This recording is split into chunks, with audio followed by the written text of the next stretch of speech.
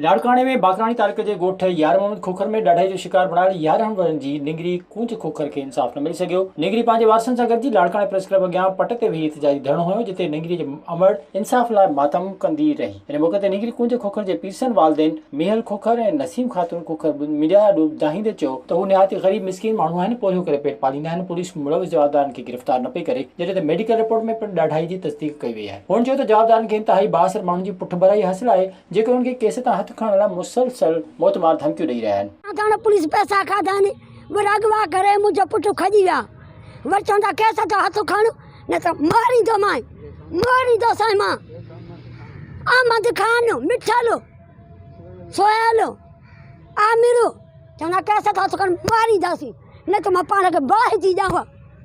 अदालत थिए मुंहिंजी न्याणे खे इंसाफ़ मिले हक़ो। हुननि सिंध हाईकोर्ट जे चीफ जस्टिस, सिंध जो वॾे वज़ीर, आईजी सिंध, पुलिस जे DIG लाड़काणे, SSP लाड़काणे समेत ॿियनि विसारनि खे अपील कई त मामले जो नोटिस वठी निंगरी सां ॾाढाई कंदड़ जवाबदारनि खे गिरफ़्तार करे साणनि इंसाफ़ कयो वञे। विज़िट कयो अवामी आवाज़ मीडिया ग्रुप जी वेबसाइट awamiawaz.pk।